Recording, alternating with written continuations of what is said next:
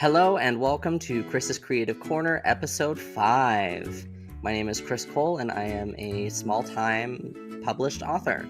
This podcast is all about stories, taking the stories that I've written, reading them, and discussing them, and discussing what it means to be a writer and an author. First, we're going to start out with questions for Chris. This is a new segment that I introduced last podcast episode. And what we're going to be doing with this is answering questions from you, my listeners, my viewers, whatever. All 5 of you. Just kidding. I love you all. So last week I answered 2 questions. I think this week I'm going to do the same. So the first question comes from a friend who asked me how long it takes me to write a book. The answer is it depends, because sometimes it's taken me 2 weeks and sometimes it's taken me a year and a half, almost 2 years. So for Porch Light, the book that I am reading from and will continue to read from is the book that took me 2 weeks to write. It's 60,000 words. I wrote for like 4 hours a day and the story just poured out of me. I've never experienced that before. The third book that I'm going to read, Puppy Love, took me the longest, a year and a half to write. And a lot of it was because I was really struggling to see where I was going with it and decided to set it aside for a couple months at a time and kind of pick it back up, figure out where the story was going, realize, it's not going to work, and started going through the motions. And finally, I was able to get it finished and read through it all at once. And I was like, this makes sense. So yeah, the answer is it depends. In the end, I like to write books and set them aside for a while. Sometimes that's a couple weeks, sometimes that's a couple months. And I set them aside so that I can focus on other projects, get my mind somewhere else. And then when I go back to the book, I can be like, I'm reading through it. This makes sense. I can get into the feel, get into the vibe of what I've written, that kind of thing. So whether I choose to go through my publisher or choose to go through myself as an independent indie publisher, I don't even remember what I was saying. What was I saying? Oh, that's what it was. The amount of time that I choose to set it aside depends entirely on how I'm going to publish the book. Whether that's through my publisher, I usually like to try and publish 2 a year through them, and that's kind of been my goal. I don't know that that's going to work in 2022 because I am in grad school, but the books that I've published, I set aside for a while and wrote years before. When I went through and edited, I updated some things that way to make it a little more current. And that's what I've been doing with my science fiction, with my sci-fi series. I wrote it in 2015. I set it aside for years, picked it up again in 2018, set it aside for years, and now I've picked it up again and am rewriting it the way that I originally intended it to be presented before an audience. So that is the long answer. I love the answer, it depends, because it always ends in a long answer. So I'm sorry that was a long answer to a short question and a short answer of it depends. This next question comes from a writer friend on Twitter. They want to know, what is your work schedule when you're writing? My work schedule throughout since I started writing in 2015 has been crazy and varied. Most of the writing that I did was when I was working the night audit at a hotel, and I would finish all of my tasks as quickly as I could, efficiently as I could, that kind of thing. And then you have time to kill when you're doing night audit in a hotel. And so that's what I chose to do. I chose to continue writing and pick up writing. I sort of have a block in a way between 2015 and 2018 as to what I was doing. I think it's probably because I entered into crisis mode in 2016 after the election. And I was like, my brain and all the things that I didn't think were going to happen started happening, and totally not getting political on here, but I was in crisis. And so my memory went with the crisis. And I don't remember writing during that time. But I know that I did. I have multiple books that I've written that I have not submitted to publish or submitted to an agent or submitted to be published independently. My writing all entirely depends on my work schedule. When I was working the night audits, it was easier for me to write. And when I would wake up, I would write. And I was just doing a lot of writing because I wasn't interacting with anybody. I wasn't socializing because I was working nights and sleeping during the day. I did nothing with people. And that got really lonely for about 2.5 years. I finally switched to daytime work at another hotel, and that was exciting. I got to meet people, and I talked with them, and they talked back to me. And sometimes it was sassy, and sometimes it was angry, and sometimes it was nice. So it was like the whole spectrum of, oh, this is what peopling is like all over again. When the pandemic hit in 2020, I switched jobs to work night audit at another hotel, and that was when I started switching to working days. Was it 20? Yeah, it was 2020. So the pandemic hit in March 2020, and the hotel occupancy went down to like 5 people, and there was just not much to do. You obviously, though, have to have an employee at the hotel at all times to ensure that things are going well, and that nothing bad is happening. So that got me more time to write. Staying home from my other job as a marketing assistant, I was able to do the work I needed to do at home and then just transition smoothly right into writing. It was very nice. Since that time, and I've entered into grad school, and then I've picked up several volunteer activities, I have written less and less. And I've picked up more, I guess you would say, marketing of my writing. I don't have a publicist or anything that does marketing for me. It's all me. And since I have the broadcasting multimedia journalism experience and I want people to read my books, that's what I'm utilizing those skills for and why this whole podcast thing is happening in the first place. I know as a small time writer that not many people know that I publish books, like all across the world and the nation kind of thing.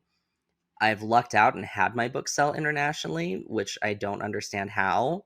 Like, I don't know anybody in Canada. I don't know how that happened. I don't know anybody really like in Japan. I didn't even think that my book translated. And I'm sorry. I would like to do that eventually and translate it into a lot of different languages. That takes money, and I don't have that. So now that I've entered into grad school, I've written a lot less, and I've tried to pick up marketing the books that I have published and trying to gain a baseline audience following so that when I publish my sci-fi series in 2023, that's going to take off. And that's why I'm focusing so much on trying to write the things that I know and have already written, instead of creating brand new content. I'm focusing on working with the things that I have written and making them the best they can be. So it takes me a while to write stuff, and sometimes it doesn't take me a long time to write it, but the editing process, the publishing process, that kind of thing takes a long time. And that was questions for Chris. Thank you for your questions. Please ask more so that I can answer them. I'm very excited that people are sending me questions and asking me things. And I'm like, oh, I have answers for those. If you have questions about publishing, if you're an author and you're like, how do I even do this? You can send me a message and I'll do my best to not only answer here, but in the message itself. Because publishing, the answer to how do I publish is it depends. That's become my favorite answer to basically everything. So you can self-publish, which is indie publishing. You can go through a traditional publisher, and those vary from small to ginormous.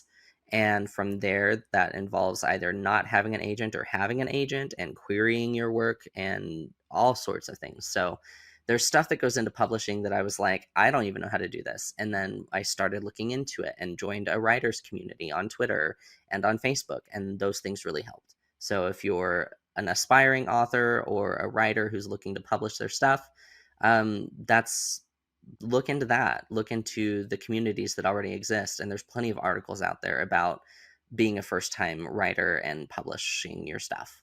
Moving on, we are in episode 5, so we are talking about chapter 5 of my book, Porch Light. In summary of the last chapter, our main character, Nick, and his boyfriend, Hector, broke up. Hector was basically like, you're in love with Casey, and I'm so angry, and I want you gone. And Nick was like, no, I'm not. I swear I'm not. If I keep saying I'm not, then I'm not, right? They're working on a song, and it's going really well, and at the same time, Casey's like, off limits, and made that clear. So, yeah, that's where we are. Chapter 5. Bye, bitches. That was the title of the chapter, not me saying goodbye on the podcast. I just thought I would make that clear. The next week went by in a blur. I stayed with Casey while figuring out my next living situation. I only made $9 an hour, so I couldn't afford much. I'd have to get a roommate. Ugh, I hate roommates. When I told Kennedy and Levi what had happened between me and Hector, neither of them were surprised. I told you he was no good. Kennedy flipped her hair over her shoulder while messing with one of her drums.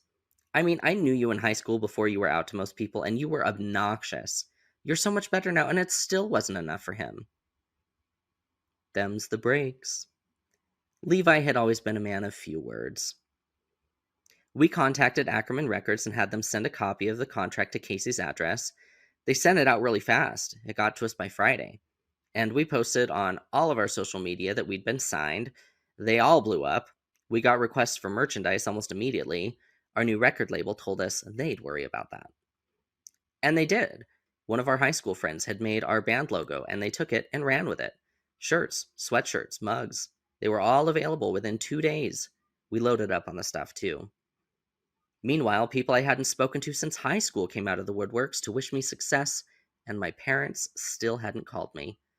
Of course, I hadn't called them. It wasn't unusual for me to go several weeks without talking to them. Obviously, this time was different.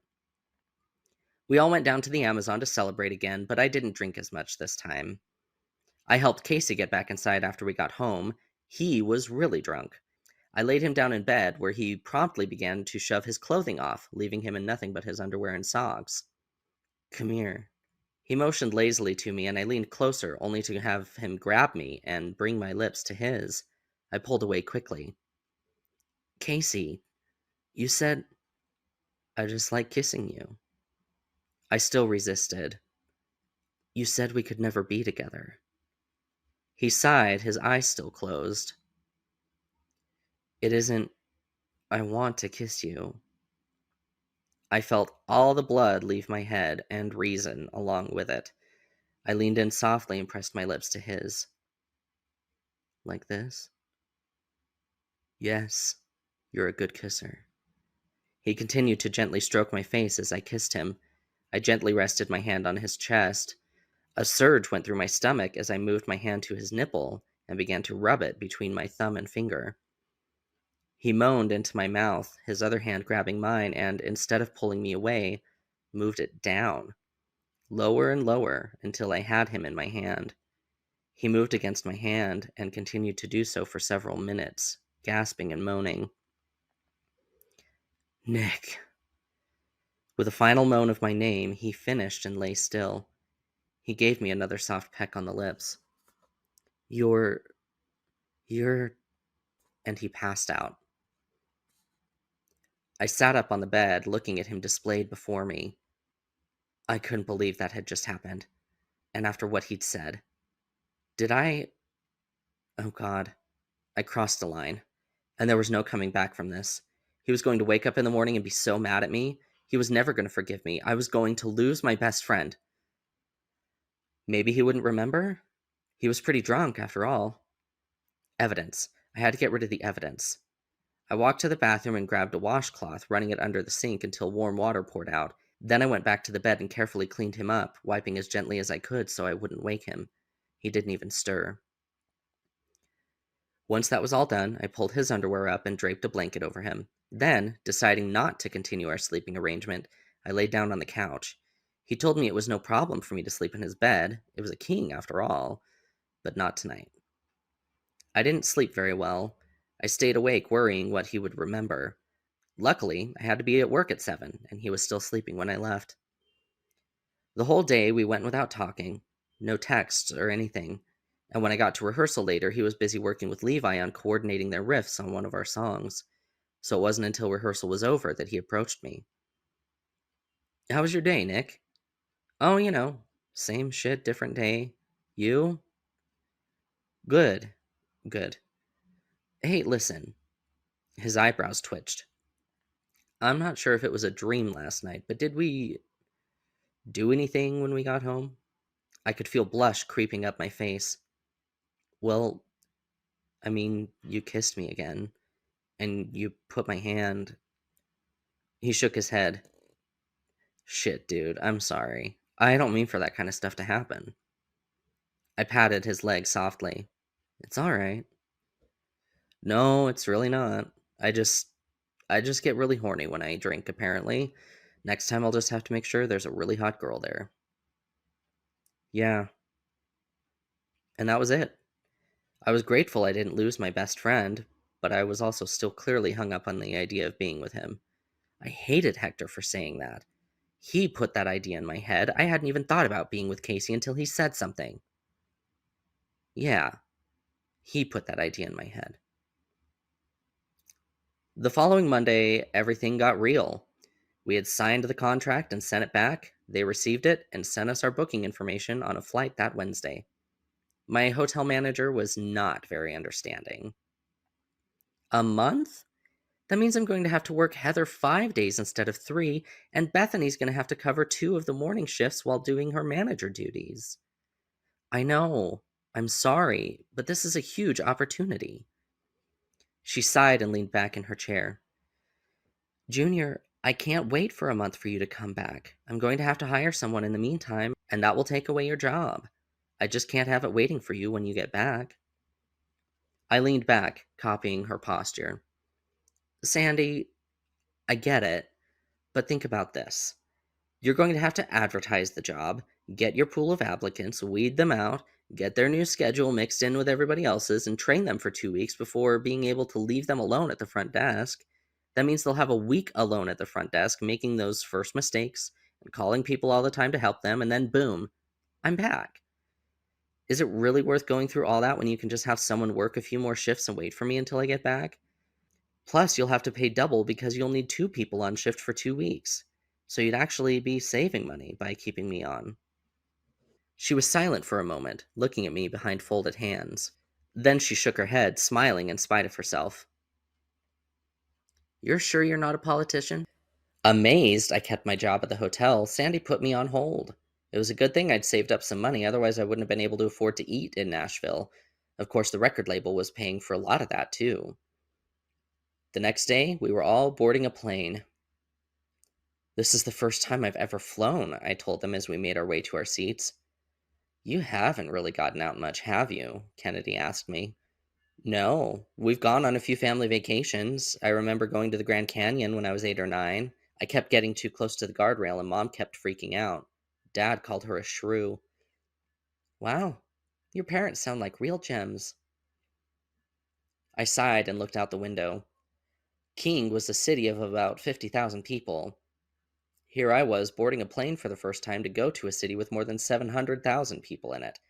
I was excited and scared at the same time. We landed at 3 in the afternoon and were met by an entourage. Mostly they were there to help us carry our instruments, but Omar was there to give us all the things we needed. It was the most exciting thing to happen to me in, well, ever. Like, if I asked for sparkling water, would you get me one? Kennedy was giddy. "We have sparkling water in the limo." We all stopped in our tracks.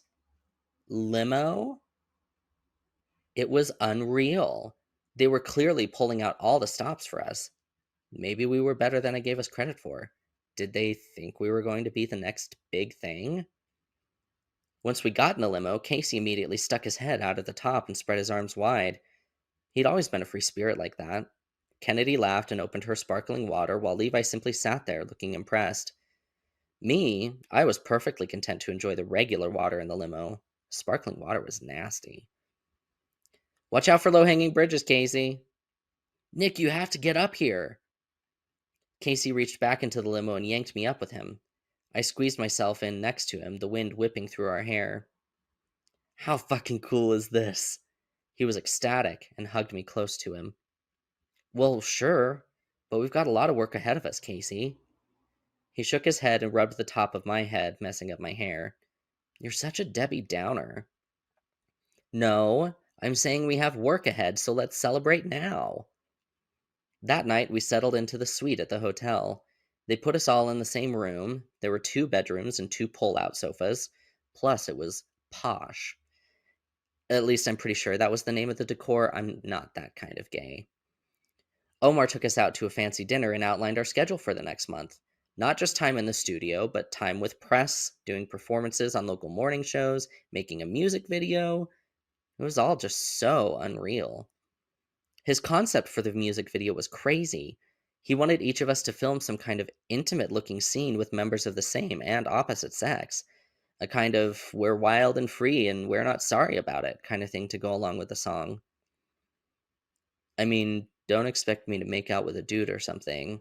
Levi took a bite of his steak and finished his thought with his mouth full. I'd be fine having a guy hug on me or whatever. Maybe the making out could be left for Junior. I sighed. I mean, I guess I can come out to the world with our first single. But it sounds like more than that. Casey looked thoughtful. We can totally confuse people, make them wonder about us, really get people talking. Kennedy shrugged. I'm down with it. It's just on you then, Junior. I looked at them all, finally settling on Casey. All right, let's do it. We began recording in the studio the next morning. We brought in all our instruments and focused on Sorry. It was a lot of work, starting and stopping. I wasn't used to letting people stop us in the middle of a song, multiple times, and telling us what to do. After a few hours, I asked for a break. Everyone else seemed kind of relieved as well. How's it going for you? Casey took a drink from his water bottle. I sighed, shaking my head. I mean, there's a lot more to this than I thought, but I have to keep reminding myself it will all be worth it in the end. Man, if you're frustrated already, it's going to be a long month. Maybe I'm just not good with the recording stuff. I mean, I love playing live and going through a set. It's like we're rehearsing, but someone else is telling us what to fix. Casey nodded. Yeah, it's usually us that's doing the fixing. Still, I mean, we're in the middle of living the dream. Revel in it, man. He punched me lightly on the shoulder, making me crack a smile. All right, I'm reveling. He gave me one of his sideways smiles. You got this, Nick. We've got this. This is for all of us, Casey. He nodded.